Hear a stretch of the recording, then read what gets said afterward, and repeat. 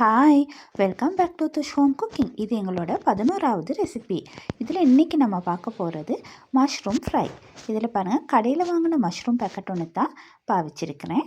அதில் அந்த மஷ்ரூம்ஸ் எடுத்து மஷ்ரூமோட பின்பக்கம் கொஞ்சம் பாருங்கள் ஏதாவது இருக்குதா அப்படின்னு சொல்லிட்டு பார்த்துட்டு இந்த மாதிரி சின்ன சின்ன பீசஸாக அதை பிச்சு வச்சுக்கிறேங்க.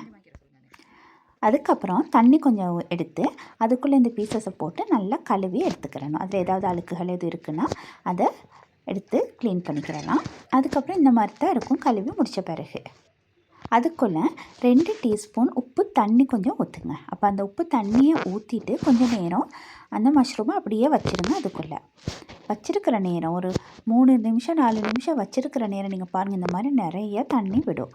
தண்ணி விட்ட பிறகு நல்லா அதை புழிஞ்சு தண்ணியை இல்லாமல் வைக்கணும். அப்போ தான் நம்மளுக்கு அந்த மஷ்ரூம் ஃப்ரை வந்து நல்ல டேஸ்டியாக இருக்கும். இல்லாட்டி இந்த தண்ணி பதம் இருக்கிற மாதிரி இருக்கும். அப்போ பாருங்கள், இப்போ நல்லா புழிஞ்சு எடுத்தாச்சு. எடுத்த பிறகு அதை உதிரி உதிரியாக நீங்கள் கொஞ்சம் உதுத்து விட்டுட்டு இன்னொரு ஸ்ட்ரெயினரில் போட்டு வச்சுக்கிறோங்க. அதுக்கப்புறம் எல்லா மஷ்ரூமையும் அந்த மாதிரி நல்லா புழிஞ்சு எடுத்து வச்சுக்கிறோங்க. இந்த மஷ்ரூம் வந்து உடம்புக்கு ரொம்பவே நல்ல ஒரு சாப்பாடு. அது வந்து நல்ல ஹை ப்ரோட்டீன் இருக்கிற ஒரு சாப்பாடு. அப்போ குழந்தைங்க வந்து இந்த மாதிரி செஞ்சு கொடுத்திங்கன்னா ரொம்பவே விரும்பி சாப்பிடுவாங்க. இப்போ பாருங்கள், இப்போ நம்ம நல்லா புழிஞ்சு இந்த மாதிரி ஸ்ட்ரெயினரில் எடுத்து வச்சுருக்கிறோம். இதை நான் முதல் நாள் நைட்டே செஞ்சு வச்சுட்டேன். அப்போ எனக்கு மார்னிங் சரியான ஈஸி செய்கிறதுக்கு.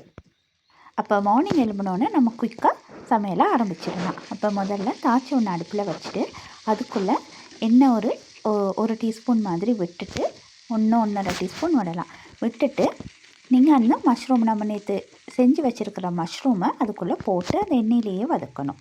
கொஞ்சம் அரைவாசி வதங்கி வரக்குள்ளே நீங்கள் அதுக்குள்ளே வெங்காயம் கருவேப்பிலையும் போட்டு கொஞ்சம் மீடியம் ஃப்ளேம்லேயே வச்சு அதை கிண்டி கிண்டி விட்டு வதக்கணும். அதுக்கப்புறம் அந்த மஷ்ரூம் ஃப்ரைக்கு தேவையான அளவு சில்லி ஃப்ளேக்ஸும் போட்டுக்கிறதுக்கு ஒரு கரண்டி மாதிரி போடலாம். போட்டுட்டு அந்த எண்ணெயிலேயே மீடியம் ஃப்ளேம்லேயே வச்சு நல்லா கிண்டி கிண்டி வதங்க விடணும். பாருங்கள், அப்படி வதக்கிட்டு வரக்குள்ளே அது எவ்வளோ அழகாக இருக்குதுன்னு பாருங்கள். இது வந்து கொஞ்சம் ட்ரையான ஃபுட் மாதிரி தான் இருக்கும். ஆனால் நீங்கள் பாருங்கள், ரொட்டியோட இல்லாட்டி பானோட எடுத்து சாப்பிட்டு பாருங்கள், எப்படி ஒரு டேஸ்ட்டுன்னு ட்ரை பண்ணிவிட்டு சொல்லுங்கள்.